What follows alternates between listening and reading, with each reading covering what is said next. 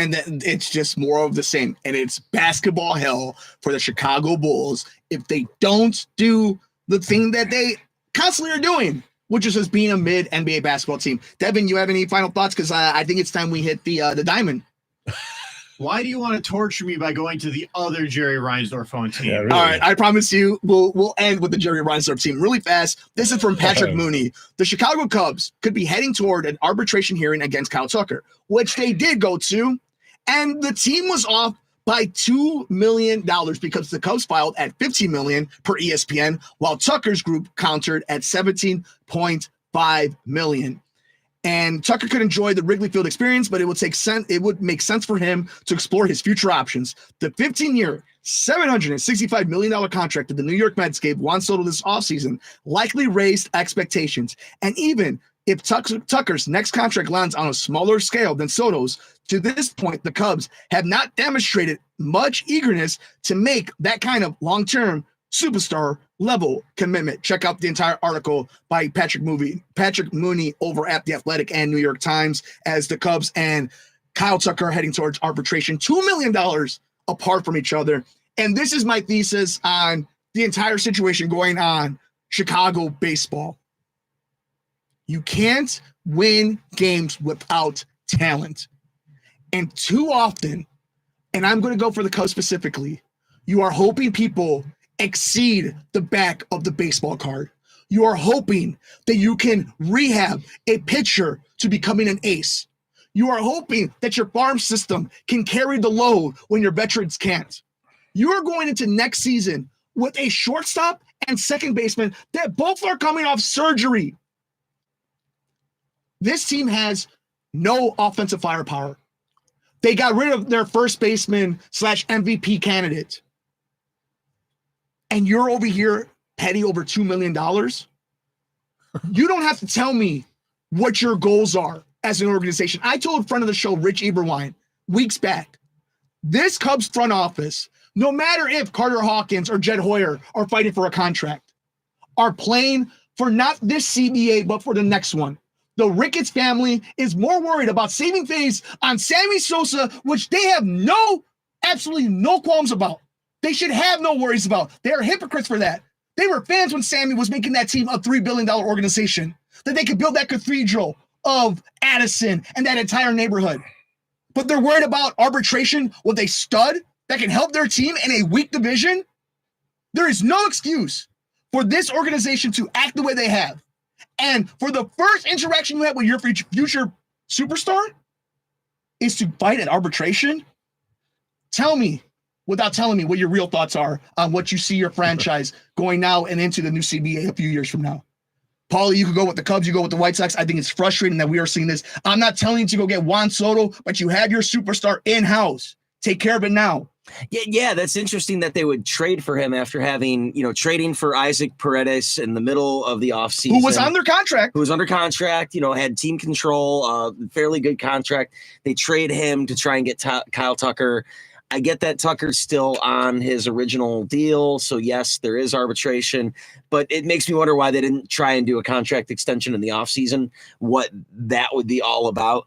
And then, both you and Rich, and I've heard other Cubs fans and writers, insiders say that can't be just the only move they make, the Kyle Tucker move. There's going to be a bigger one. And I saw them attached to Roki Sasaki, the Japanese pitcher that was posted and should be picking a team anytime soon. But it seems like the Padres and the Dodgers seem to be the favorites that Sasaki would go to. So then the Cubs, they signed Colin Ray, probably going to be pitching in like a swing sort of role with them, reunited with Craig Counsell as manager in Milwaukee.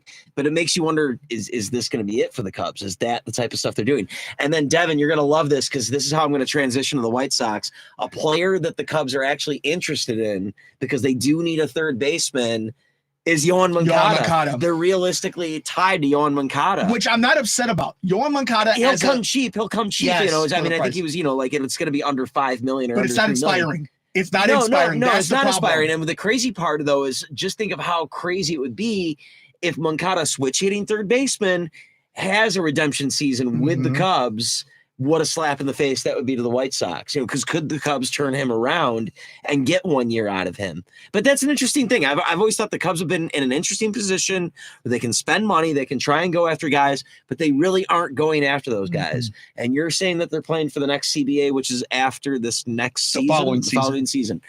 They did this the last time, and they didn't keep Kyle Schwarber when the NL went all DH, and that would have been a beneficial player for them. So I don't know. I went from thinking that the Cubs are sly as foxes because they're not overspending, but at the same time, it's in a very winnable division, and they're not getting wins out of that division, and they kind of be sleeping and not developing, and they really could arguably be the class of the NL Central with a couple of moves and spending a few dollars and doing this correctly. Marvelous. Yeah. We are going to let Devin finish the show on his White Sox side. So we'll go to the north side really fast, jumping off what Paul said and myself. What do you think? Yeah, I mean, Matt Shaw is going to be the third baseman for the Cubs is the plan. To maybe they can hit another home run like Bush at first base. But the good news is they did get Justin Steele $6.55 million salary. So he agreed to arbitration. It is like peanuts, when you talk about Soto's getting 15-year, $765 million. I mean, 15 million, 17.5 million. What's the big deal with just give them the 17.5? I mean, Tucker, of course. So, I mean, it's a funny thing is they're going to be reporting to spring training in about 6 weeks? 6 weeks. Yep. Yeah. Crazy. So here we are. And that's, once again, we'll be able to talk baseball pretty soon. So crazy. And it's unfortunately the baseball I don't want to be talking about though. I want to be talking about your team doing the right thing, building the right roster, having a strong pitching rotation, letting the season play out the way it is. Not that you have a depleted roster or not a talent enough to win at a weak NL Central, but because the other teams got to your level. Devin, go right ahead. On what exactly? How it's just a dumpster fire in the city of Chicago when it comes to sports? They've got Martin Perez and Josh Rojas coming out of the team. Yeah, and they signed a million other minor league. I do like their manager. Mark Burley is going to be showing up to Sox Fest Live. Let's go. Ball to Mark Burley. My childhood is over. And this is just what I am seeing right now here because it's just so funny. It's like the Cubs and Jed Hoyer saw what the White Sox were doing for so long. They're like, we can do it too. And people will still show up because they want to party. No one wants to party at the good old Rate Field. I almost saw the guaranteed in front of it, but they'd had to go and make it more dumb again. Probably the best move they could do, though. With all these just garbage they are seeing here. I am just hearing so much about the White Sox. Don't download the ESPN app on your phone. By the way, Andrew Vaughn just took a Nels Healthy dump. I got that notification 5 minutes ago because all they do is notify you. And the White Sox have been signing minor league player after minor league player after minor league player to minor league deals. And Paul and I both know come June, we'll probably see them on the starting roster here because when you lose 121 games, the next season your goal is to lose less than that. And let's be real here, it's a feat that is so hard to do once, but I wouldn't put it past this garbage team. Jerry, chef's kiss, mwah, you get what you deserve. And I cannot wait to see this team suck even more because, again, the thing about the Cubs is they have potential. People should want to come and play for the Cubs.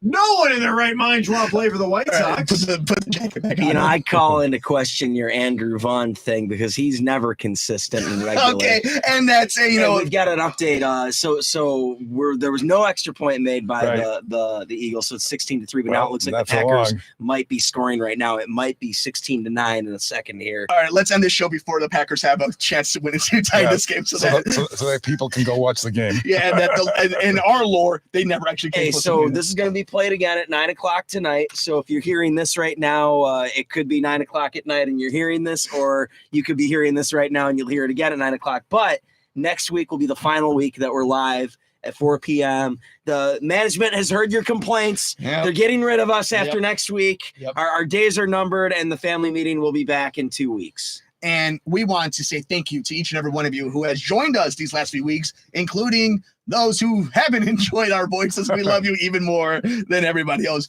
Make sure we're always interactive. Go to the YouTube channel at The Sports Cubicle. Subscribe to us over there. Leave a comment. We are always looking to have conversations with the amazing people that listen to us here on The Sports Cubicle. Send us an email over at sportscubicle@gmail.com. If you missed any one of our interviews, any one of the segments, and want to listen to it while you're driving, at the gym, on the train, wherever the case may be, go to soundcloud.com/WCPT820/ tracks. For the marvelous one, Dan Marver, for Paul Chivari, for Devin Tingle, who was on the board, taking the phone calls. Thank you, three boys, so much. Thank you to each and every one of you for joining us here on the Sports Cubicle. Enjoy the rest of your Sunday night. Enjoy the rest of the playoff games. Take care of yourself. Take care of each other. We will see you next week on the final January edition of the live Sports Cubicle here on WCPT 820 and HeartlandSignal.com.